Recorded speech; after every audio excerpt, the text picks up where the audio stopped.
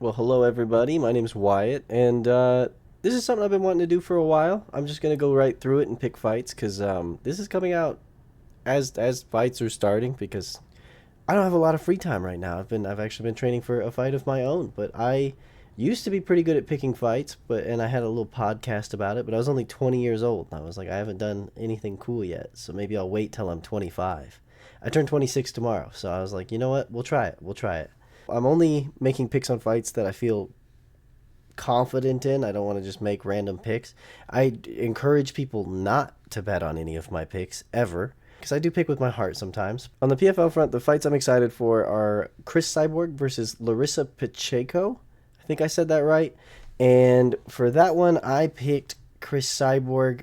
I could see it going to decision, but Chris Cyborg does have that pop in her hands where I wouldn't be surprised if she got an early KO TKO. So I'm going Chris Cyborg. I'm leaning by decision, but I could see her getting a knockout in that fight. Obviously Pacheco is very tough. She beat Kayla Harrison, and Kayla Harrison's doing great. But I think Chris Cyborg's an animal. And then next is Francis Ngannou versus Renan Ferreira, and even though Francis did get knocked out by Anthony Joshua, I mean, Anthony Joshua's a world-class heavyweight boxer. And despite what the judges' scorecard said, he did beat Tyson Fury. I mean, he won that fight. That was crazy. But I don't think Ferreira has been fighting the same level of competition that Ngannou has, and it's heavyweight though, so anyone could knock anyone out. But I am gonna take Francis by KO TKO. So for the PFL, I've got Chris Cyborg by decision, and then I've got Francis by KO TKO. Maybe first round. Watch me have those backwards, but that's who I got. It was more important who I have, I suppose. I would say Chris Cyborg and Francis Ngannou. And then on the UFC front for the main card, because they already started the prelims, one of the fights I was really excited for was Brady Highstand versus Jake Hadley. But Brady tore his ACL, I think, like right before the fight, something like that. He had to pull out, so that sucks. I think he's been just fantastic to watch. But first fight on the prelims, Darren Elkins versus Daniel Pineda, and I have not seen Pineda fight, but he is 28-16.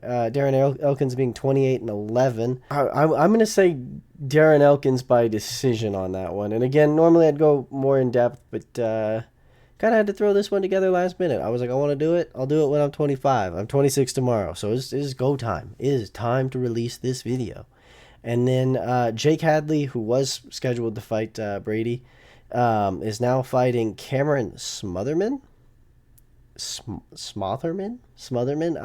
who, I mean, must have stepped up on, what is this, a day's notice, a few days' notice. So I'm going to take Jake Hadley.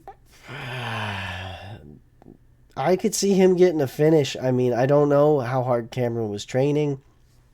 Maybe he was in a fight camp for like another card coming up and they pulled him onto this one, but I don't think that was the case. I think he stepped up out of the dark, but he is 11-4, so he's very good. And Jake being 11-3, I think that's a good matchup. Yeah, I could see him getting a KO TKO later in the fight. I mean, he could also go for a submission, but I don't know. Maybe Smotherman's been in better shape than we thought, and he'll make it to a decision. But we will see. Moving right on, we have Charles Johnson, 16-6 versus Sue Madarji, who's 16-6 as well. So the same record going in. I think Charles Johnson gets it done by decision. The co-main event tonight, Rob Font, who's 20-8 versus Kyler Phillips, who's 12-2. I took Kyler Phillips again by decision. I know it seems like I'm probably picking a lot of decisions, but when you get to a high level and guys are pretty evenly matched in a lot of areas, you see a lot of decisions. So moving on to the main event, we have Anthony Hernandez, who's 12-2, 1 no contest, versus Michael Pereira, who's 31-11 with 2 no contests. And Michael Pereira is the guy early in his career who did all the crazy backflips and stuff, and he was chasing people down with crazy strikes. Anthony Hernandez typically goes for submissions. 8 of his 12 wins are submissions, which is just ridiculous. That's so impressive. I have picked enough decisions in this fight, and I actually do think this is a very interesting matchup that I'm just going to throw a crazy pick out there. And like I said, do not bet on my picks. You would be a fool to do that. But I think Michael Pereira gets it done. I could see him surprising us all and getting it done in the first round. Just boom, boom, boom, and that's it. But anyways, this is probably going to be my shortest video because it is my most rushed video. But I wanted to get it done. I'm thinking about doing this once a week, but let me know what you guys want to see. If you want to see more of it, I mean, I'm open to whatever. So, thanks for watching. Leave a like if you're still here. Bye.